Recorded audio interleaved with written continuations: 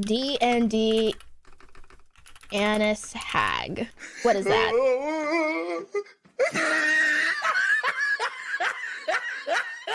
I fucking hate all of you.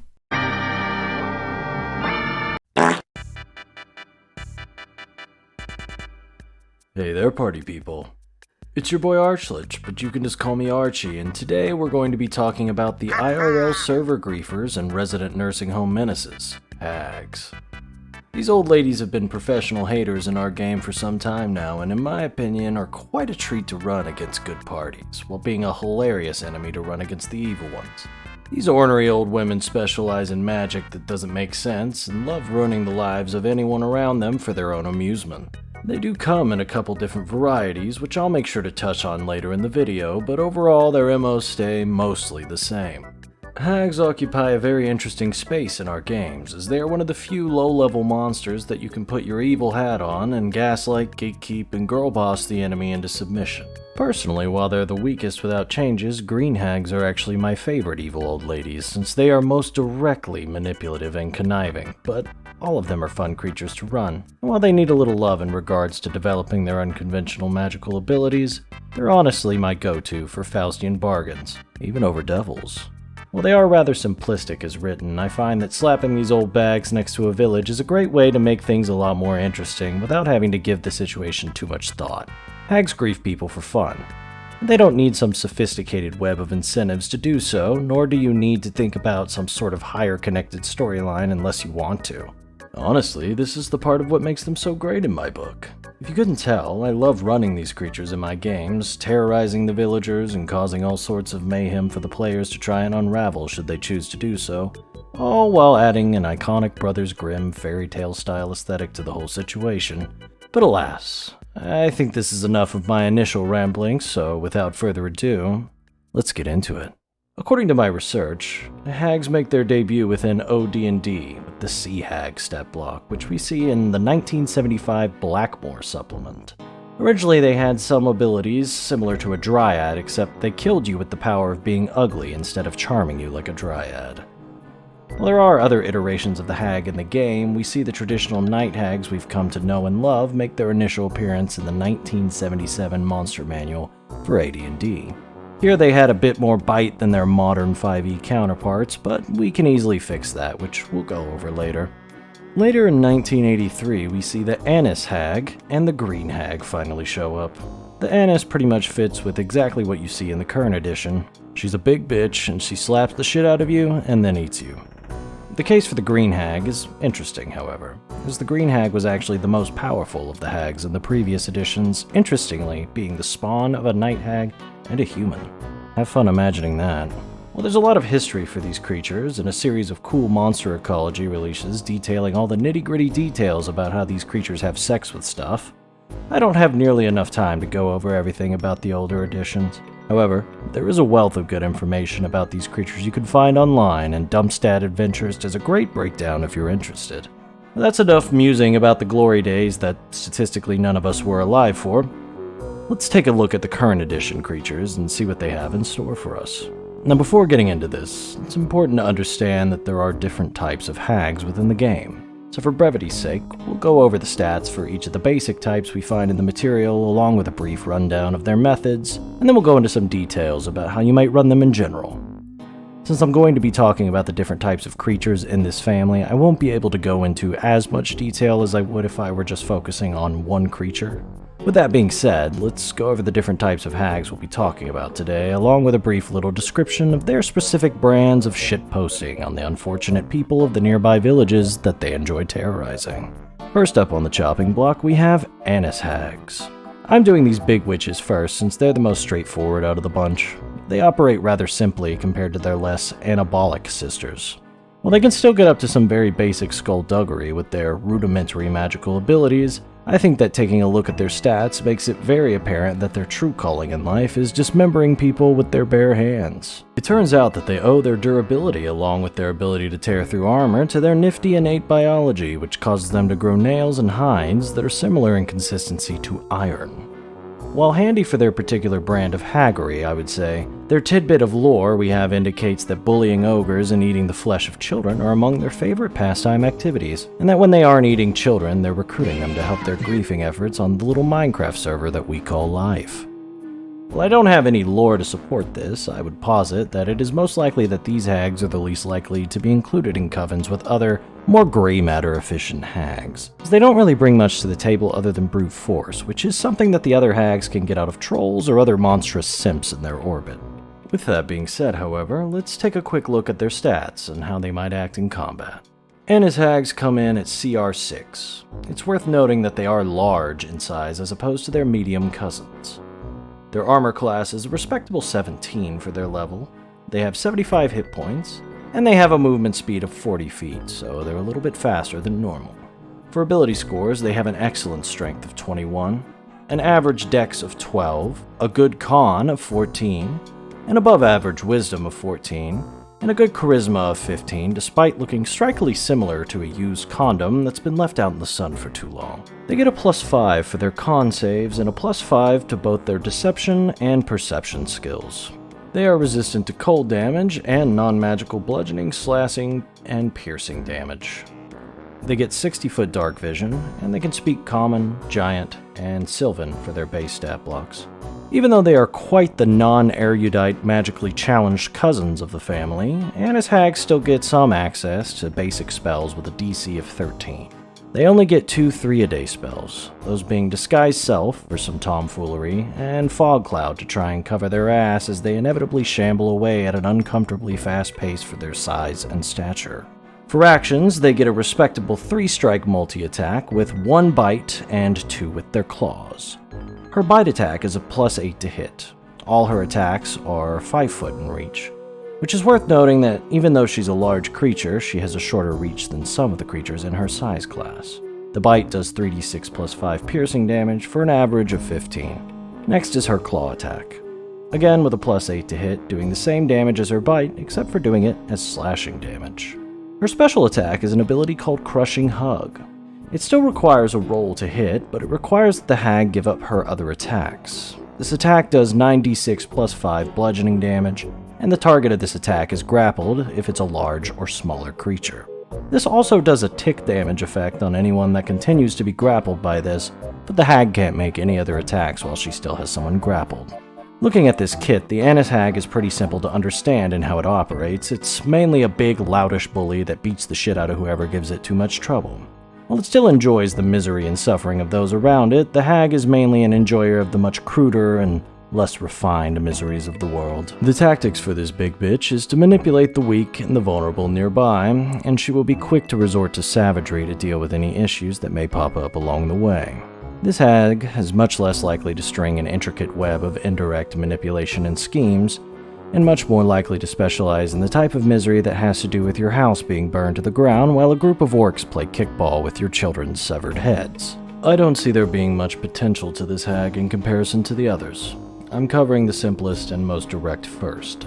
This isn't to say that the Annis Hag sucks, but they're just more simple without a bunch of extra work put into them, and it makes them a little less fun to RP.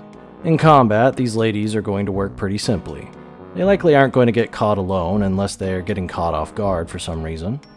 Otherwise, they're likely to have a gang of orcs, goblins, trolls, or some other race of brutish half-wits to do their bidding. I personally like pairing these hags with gnolls. Anyhow, I don't think there's really much more to touch on with this hag, as she's quite simplistic in comparison to her more refined cousins. This isn't to say that she's bad, but there'll likely be much more to talk about when we get to the rest of our cast for this lecture. Next up, we'll be talking about the Sea Hag.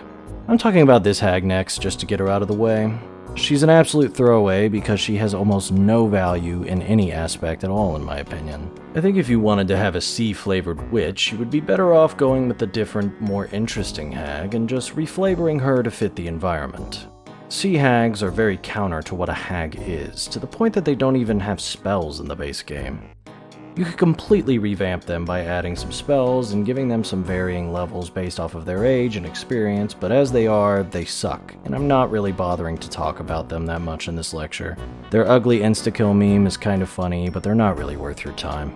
Now, With the technical hags out of the way, let's get to the real hags. First up, let's talk about the Burr hags.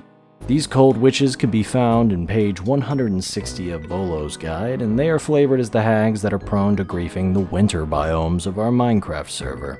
They all love the cruelty and suffering that results of things being piss-ass cold. Whenever a drunken Irish bastard from Boston slips on a patch of ice in negative 30-degree weather, you can bet your ass that this bitch will be there cackling in the corner and taking credit for their misfortune. In traditional hag fashion, the Burr hag is quite the fan of cannibalism, although I'm not sure if the strict definition of the term usually applies, since she's usually consuming people in the non-fey, non-hag variety, so I'll leave that to the philosophers. Plant this hag in a super cold region and let her thrive in the misery that comes from an Arctic shithole that brings out the worst in everyone involved. She's not much of a manipulator, so this one will likely just hole up in a hut somewhere where it's super cold and shitty. It's important to keep in mind that this hag has access to the ability to control weather, so she can make a place that was previously much more temperate an icy shithole for the miserable inbred peasants of the remote countryside that she's attempting to turn into a frozen version of Ohio. But I think this is enough memeing about her style. Finally, we get to the stat block with some teeth here.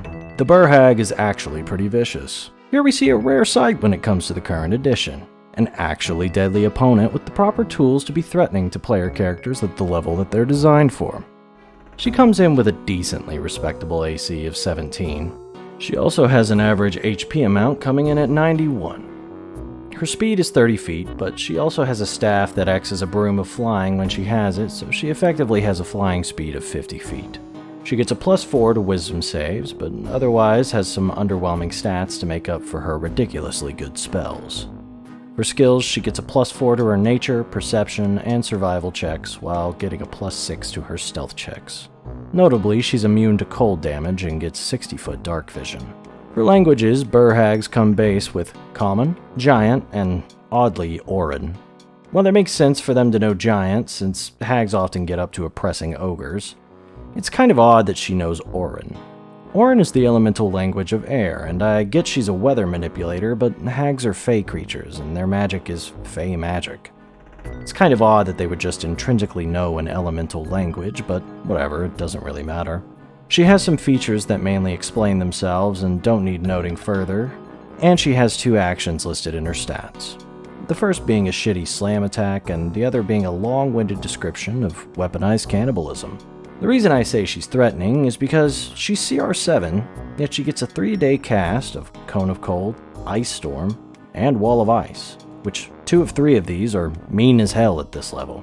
Additionally, to add to the meanness, this Gilf gets an at-will Ray of Frost and Hold Person, which is super sketchy as an at-will spell. Lastly, she gets a 1-a-day Control Weather, which is more of a meta spell that can be used to affect the region that she's working in. But how would a Burr hag act in combat? So nothing in her description implies otherwise, and with her stats supporting my theory, I'm going to say that the Burr hag is a bit of an isolated bitch.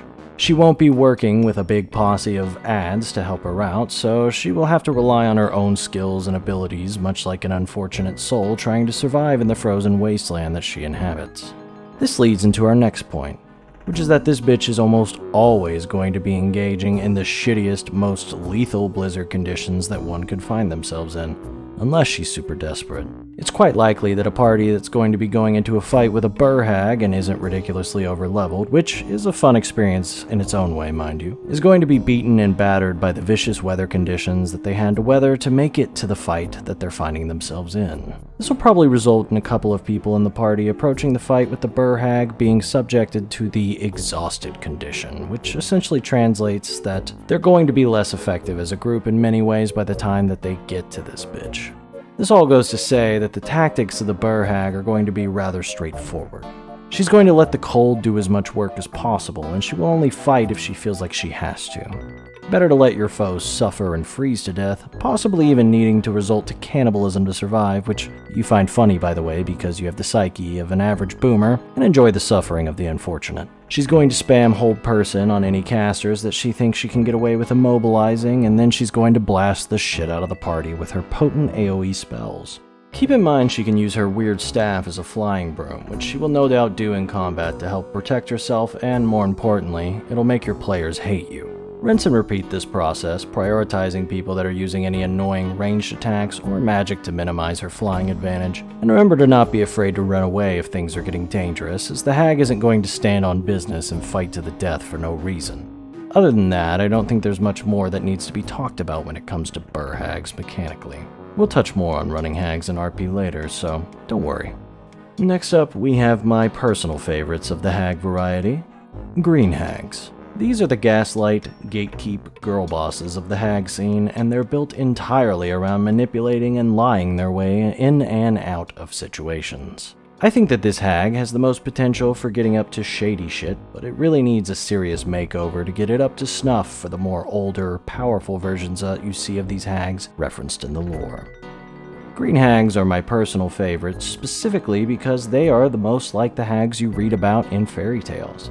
And they remind me the most of the stories like Hansel and Gretel or something similar. While they aren't too powerful with their base stats, they are quite adept at manipulating people, and this should be taken into account because it is their main vehicle for sowing misery. Mainly they're limited by a couple of things, but let's take a look at their stats before we start pointing these out. Green hags come in at CR3. Their base AC is 17, which is pretty good for their level. For hit points, green hags come in with an average of 82 hit points, and they have a speed of 30 feet. They have a great strength of 18, above average dex at 12, good con at 16, above average intelligence at 13, and a decent wisdom and charisma coming in at 14. For skills, they get a +3 to arcana and stealth, and a +4 to deception and perception. For senses, green hags have dark vision out to 60 feet, and for languages, they get common, draconic, and sylvan. It's kind of weird that they know Draconic for some reason, but again, whatever, it doesn't really matter. Notably, the hag can breathe air and water, and it gets some rather underwhelming at-will spellcasting, with a measly spell save DC of 12. Ergo, it would be an idiot to use any of its spells, since they're basically flipping a coin every time that they try to use magic, as to whether they're wasting an action or not. Really cool design, by the way. They get a mimicry ability to get up to no good, and it allows them to do weird fake sound cues, but again, the DC is really low at a 14 insight check, which again is likely another coin flip scenario here, although they aren't blowing a spell slot or an action on this one at least. For actions, they get a claw attack that does 2d8 plus 4 slashing damage with a +6 to hit, an illusory appearance feature that allows them to change how they look with a DC 20 investigation check to figure out if they are the imposter, and they get the ability to be invisible at will. I think we can see where the holes in this stat block are starting to form. Her spells are ass, her DCs are too low, and her skills aren't good enough to reliably throw people off. This is mainly just because the hag is limited by her proficiency bonus here being only a +2. I get that she's designed for lower levels, but I think that there should be a 3 here, or her charisma should be bumped up to 18. I lean towards the latter of the two. The game plan of this hag should be simple. Never be fighting. Ever. If you're caught in an altercation, run. She should never fight unless she feels that she has no other option to. Her kit is obviously not designed to handle direct altercations, but that's how she likes it, as the green hag thrives off of socially engineering the downfall of her enemies. A fight with a green hag should be more of a fight with all the NPCs in the nearby village and figuring out what you're even up against. A green hag moves different, and she's going to play to her strengths as much as she can. If she is forced to fight, she's probably going down, if she doesn't have support at least. I would say, however, that this hag is most likely to benefit from minions, as she's the most devious and manipulative of the bunch. In any combat situation, she should likely be leaning on adds and trying to get away, resorting to claws and hit-and-run tactics using her invisibility if she has to. The other weakness that this particular hag has is detectability, and I usually give her quirky little items that she can use to evoke the effects of non-detection and Nistel's magic aura, so that she can get around some of the detection magic abilities that could easily give her away in other circumstances. I usually flavor this as a little effigy of herself that she isn't allowed to keep on herself, but the effects don't apply to any creatures that get their hands on it. There'll be more quirky items like this that I suggest later, but I thought this would be something I'd mention now. Her lair should likely be somewhere hidden deep in the wilderness. A raggedy-ass hut will do, but she can also get up to wacky stuff like living in the bottom of a lake since she's amphibious. Regardless of how she does it, the green hag should have a large group of different underlings that she's gathered over time. Some fun servants I like to pair with green hags are goblins, trolls, and ogres. If they have ogres in their cohort, Green Hag may even have Anise Hags in her coven if she's been boning the ogres. Where are my artists at on this one? You could set a bunch of devious traps and shit, but honestly that doesn't really strike me as very haggy, and I would expect her to live more lightly so she can flee if she ever needs to pick up and move. Other than this, you should basically be using the Green Hag to wreak absolute havoc on the social lives of nearby villages, and she should be likely brewing up a bunch of different devious shit. It should manifest to the players as a village with a bunch of feuds, broken marriages, mistrust, and people being prosecuted for crimes that they claim they didn't commit. There should be conflicting information being presented by different NPCs all over the place, and this should initially raise an eyebrow or two in the players' camp. Eventually, they'll likely start getting an idea that something's up, and they'll start investigating. The rest should develop at the pace dictated by the players, although the Hag will likely respond by making things more complicated through subterfuge and misinformation once she knows that the players are onto her. Maybe it gets so bad that many influential people in the town are trying to have them assassinated as they are accusing them of a bunch of shit that they didn't commit. Use the law to your full advantage, and in general, gaslight and lie to all the NPCs until the players are sick of this shit. They may even lose their patience and start murking the villagers as they get more and more annoyed, which will bring much joy to our Hag. Your imagination is the limit here. Be a prick, and enjoy every second of it. Now last, but certainly not least, are the Gilf Goth Grandmommies, the Night Hags. Night Hags are built a little different in comparison to the rest of the ornery old witches in this category, as they are the only hags listed in the modern game as fiends rather than fae. This mostly boils down to a bunch of lore stuff that the book is too lazy to detail for the small-minded little consumers that they think they're selling the game to, but it basically boils down to hags got a little too comfy in Gehenna and then just became built different over time being spent there. Although there are alternate theories based off of this, I don't feel like going over the whole thing since this section is supposed to be a brief before we get into the big overarching themes and advice. So with that being said, let's take a look at their stats and then how those stats might inform how a Night Hag would operate. Night Hags come in at CR 5 with an AC of 17, 112 hit points if you're taking average on the rolls, and a movement speed of 30 feet. For ability scores, they get a great strength of 18, good dex at 15, good con and intelligence coming in at 16, and pretty good wisdom at 14, and a good charisma score at 16. For their skills, the Night Hag gets a +7 to their deception, and a +6 to their insight, perception, and stealth checks. She gets resistance to cold and fire damage, along with bludgeoning, piercing, and slashing damage that is from non-magical weapons that are not silvered. And she's immune to charming. She gets dark vision for 120 feet, and she knows Abyssal, Common, Infernal, and Primordial. She gets some quite questionable spellcasting, since her spell save DC is 13, and she gets a +5 to hit with her spell attacks. To be fair, she has Magic Missile at will, but still. It makes me wonder how these old bags are running shit in the trenches of the underworld, but whatever. She has at will Detect Magic and Magic Missile, and she gets some 2-a-day spells as well. Those being Plane Shift, Ray of Enfeeblement, and Sleep. She also gets magic resistance, which gives her advantage on saves against spells. For actions, she gets Claws, but let's be real. If she's using these, she's screwed. Her first real ability is Change Shape. The Hag can polymorph into a small or medium humanoid. Since it's polymorph, she actually changes physically, but True Sight can still see through this, and I would argue that Divine Sense would still work unless she has proper protection against said things. Her equipment stays the way it is, though. Next up is Etherealness. So the Hag has to have one of her special Night Hag items on her to do this, but anyway, she enters or exits the ethereal plane. This is how they invade your dreams and shit, which we will touch on in the next ability. Now the bread and butter that really defines how the Hag operates. Nightmare Haunting.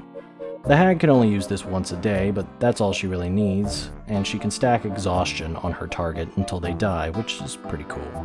People can defend against this with magical circles, protection from good and evil, and likely some other cool spells as well as the stats don't list. This also reduces the max hit points of a creature by 1d10 each time she does this, but it's likely the exhaustion will be the thing that kills them. The Hag can trap evil souls in her little ballsack bag that she holds, but Greater Restoration or similar magic can fix this, and they have to be evil, like I said earlier.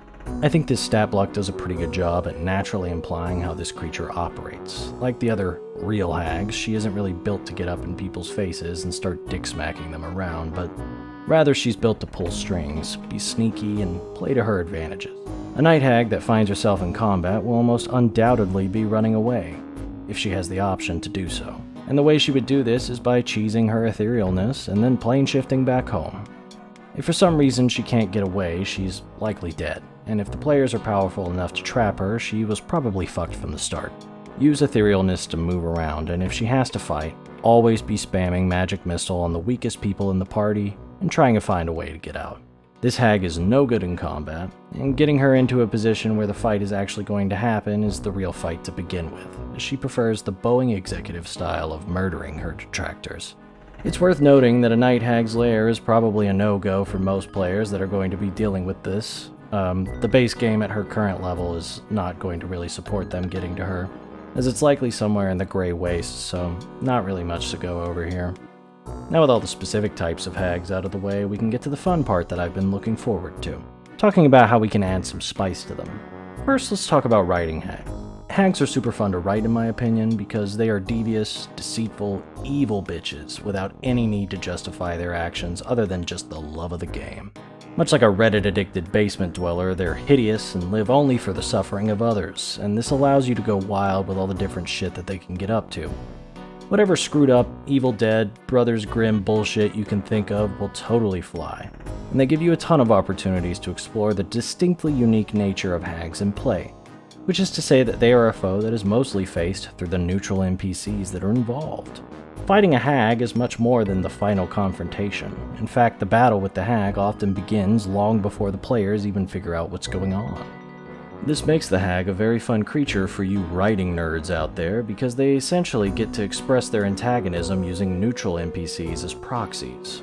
Through manipulating events and sowing chaos, the hag is already moving pieces around the board, and the players are already interacting with them indirectly, likely long before they put the pieces together, and this allows for a lot of really cool RP, and it will encourage your players to get savvy in their investigations. Then after the players have put the pieces together, they get to start playing the cat and mouse game, as they have to figure out how they're actually going to pin this hag down, or how they're going to try and track down her lair. With all this considered, hags can really be fun if you run them this way. This might sound daunting at first, but I would posit that this wouldn't be as bad as you would think once you start writing. Let me give you some simple pointers. Firstly, move over devils, because hags are the undisputed queens of Faustian bark. They're very fun for hags since they get to toy with people personally.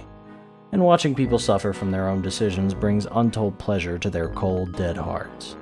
This is a prime hook to be used narratively, and while it shouldn't be easy to discover that this deal was made, once the players can get a desperate villager to spill the beans and admit that they've been dealing with a hag, they can start using this to track the hag down.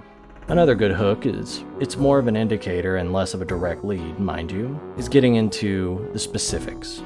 Is general strife and quarreling in the area happening? Aside from the burr hags, the rest of these old cranks really love to get in there and start causing strife between people while in disguise, and this can manifest in many ways such as serial adultery, people being accused for crimes that they didn't commit, and children getting in trouble with stuff that they didn't do. As well as all other sorts of shit that you could imagine hags would be doing when they fancy a little trolling. These little hooks can all be expanded upon and should give the players avenues to investigate and start piecing together what's going on. I've personally had a lot of fun running them using these tenets, and it usually turns out beautifully. For burr hags, this will manifest in a much more organic and brutal way, as she'll just be making the nearby village she's griefing into an icy shithole where everyone's dying of hypothermia and resorting to cannibalism since all the local game is dead and crops can't grow because of the lethal winter conditions. Furthermore, I always suggest that you run hags in a coven, and you can find special rules in the books for that. This will give the hags access to extra spells and such, which will in turn make them more effective enemies. Be sure to really flesh out their interpersonal dynamics to make them feel real and compelling. They should have bonds that have formed over the long time being together, and in their own twisted way, this time spent together should yield them having a lot of shared history and schemes together. Hags are also very easy to scale up in my opinion. Just give them higher stats and start giving them a bunch of weird, wacky items that allow them to cast extra spells. This is actually right up the Hags flavor alley too, since they're really known for weird fetishes and odd spells. As always, your imagination is the limit, but I've actually made up quite a few of these items in my time, so why not give a few examples? I almost always give Hags the ability to scry using collected body parts, using severed ears planted in an area to be able to listen, and using collected eyeballs to be able to see as if they were scrying. This is cool because it leaves physical evidence of haggery without downright giving it away, and it means that the hag has to have planted it at one point or another. When the players start finding these during their investigations, only later to find them under their beds or hidden on their bookshelves, they're gonna start freaking out. I also like to give more powerful hags a belt with a bunch of sleeping squirrels tied to them. They can break the squirrels' necks and throw them at the players, only for the squirrel to turn into a troll that had been polymorphed by the hag. I usually have this troll not be under the control of the hag, and more akin to a living hand grenade. Another one I love to use are seemingly innocuous objects that can be used like scrolls for a one-time spell cast by the hag. This can be anything such as snapping a twig, crushing an acorn, eating a frog, or stabbing a voodoo doll of some kind. Just make sure to make it flavorful and give them any spells you want from any spell list. I recall I had a really powerful green hag I was running as an enemy for a 10th level party, and I gave her these little twigs that she had dipped in a boiling cauldron that she could use by snapping them and casting Psychic Scream. You can really use these descriptions for anything. I also once gave her some toads she swallowed whole, only to vomit back up as tadpoles that would rapidly grow into a slod. You can use this to create any kind of kit you need, really, and I love leaning into this because hags use what I, as an experienced master of necromancy, like to call bullshit magic. This is to say that none of it needs to make sense. She should be doing the weirdest, most nonsensical bullshit that baffles any of the casters in your party, like a zoomer trying to speak to an old person, and she should revel in it the whole time. Use this magic to full effect, and give them whatever spells you think would be cool, or more importantly, funny. Well, that being said, I think this is a good place to put a pin in hags for the time being, as this video is starting to get a little long.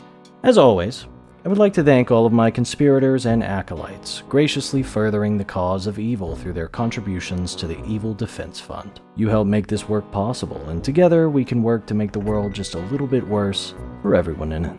And to you all, thank you for attending this lecture on hags. I've been working tirelessly to unravel the whimsical nature of their magic, and perhaps I'll share some of my notes with the acolytes that impress me with their performance on the upcoming exams. But until next time, this has been your boy Archlich. Leave a magic circle around your bed to keep the witches out, and remember to never underestimate a hag.